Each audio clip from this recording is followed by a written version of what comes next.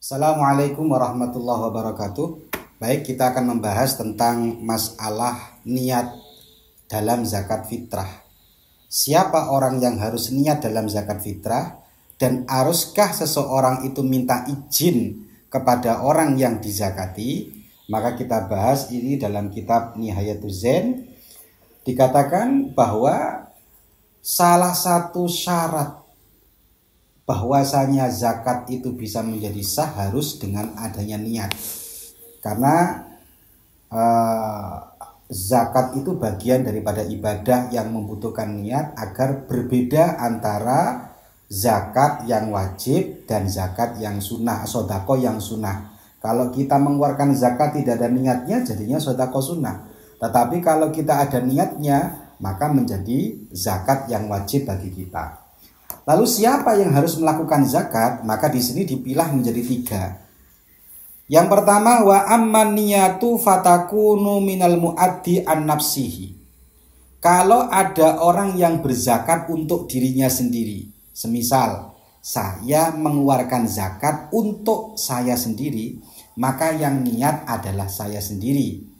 Jadi kalau mengeluarkan zakat niatnya nawaitu an ukhrija zakatal fitri an nafsi. Saya niat mengeluarkan zakat, dan zakat ini untuk diri saya sendiri karena saya yang mengeluarkan zakatnya. Aw amman talzamuhu fitratuhu min zaujatin wa khadimiha. Atau kita berzakat untuk orang-orang yang wajib kita nafkahi. Semisal saya menzakati anak saya. Semisal saya menzakati siapa di sini, khadim saya, istri saya, zaujah. Maka istri saya tidak perlu niat. Ibaratnya saya punya anak 4 atau punya anak 5 atau punya anak 2, kemudian saya punya istri, maka beras saya kumpulkan jadi 1 di antara 3 anak tadi itu dan istri tadi itu, kemudian kita niatkan saya niat zakat untuk saya sendiri dan istri saya dan anak saya.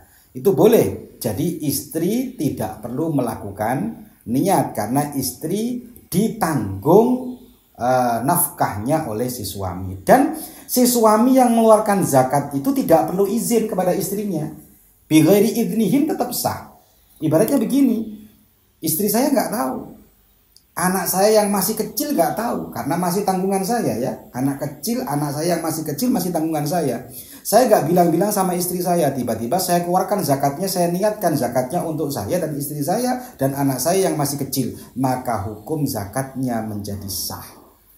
Alasannya kenapa? Karena yang melakukan niat cukup 1 orang. Bi khilafil ajnabi fa innahu la budda minal idzni lahu. Nah, dan yang ketiga. Yang ketiga adalah seseorang menzakati orang lain yang bukan lagi menjadi tanggungan nafkahnya. Ibaratnya ada anak sudah mandiri, sudah besar, sudah mandiri. Dia kerja di Jakarta, ini yang sering terjadi. Dia kerja di Surabaya, bapak ibunya di rumah. Kemudian tidak sepengetahuan anaknya, orang tuanya mengeluarkan zakat. Saya niat zakat saya untuk saya dan anak saya yang di Jakarta, yang sekarang saya kerja. Itu tidak sah zakatnya. Kenapa tidak sah zakatnya? Karena dia wajib mengeluarkan zakat sendiri dan niat sendiri. Tidak boleh niatnya moro-moro dilakukan oleh seorang ibu, kecuali, nah ini pengecualiannya, biidnihim, kecuali dengan izin dia.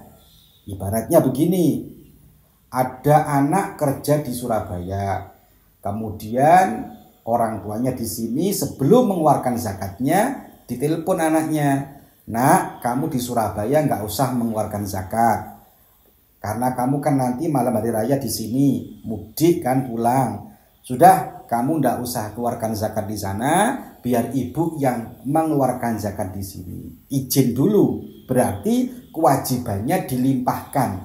Muhtamil si ibu ini namanya menanggung zakatnya anaknya tadi. Itu boleh, asalkan sebelumnya harus ada izin. Kalau tidak ada izin, tidak ada apa, ya hukumnya tidak sah karena dia wajib niat sendiri mestinya. Sama dengan begini, ketika ada orang, saya seumpamanya menzakati orang lain, saya niatkan zakat ini untuk teman saya itu, si A, si Udin seumpamanya. Si Udin tidak tahu apa-apa, moro-moro saya keluarkan zakatnya. Ini nggak sah kecuali saya minta izin dulu sama si Udin. Din, kamu saya keluarkan zakat kamu ya. Oh nggih pon, jangan keluarkan zakatnya. Maka saya niatkan zakat untuk si Udin, boleh. Berarti si Udin sudah memasrahkan, sudah mewakilkan apa yang dia keluarkan kepada saya. Sama dengan anak yang kasus tadi kerja di luar daerah tadi. Oleh karena itu kalau kita pilih, maka niat ini akan menjadi 3. 1 untuk dirinya sendiri, sudah maklum. 2 untuk orang yang harus kita nafkahi, maka boleh kita mengeluarkan zakat untuk dia walaupun tanpa izin. Nomor 3 adalah orang yang tidak menjadi tanggungan kita lagi, seperti anak yang sudah balik, saudara kita. Itu kalau kita mau menzakati boleh, asalkan dengan izin dia baru kita melakukan niat itu. Maka ini yang perlu diperhatikan. Sekali kita salah melakukan niat, maka puasa kita bisa menjadi tidak sah.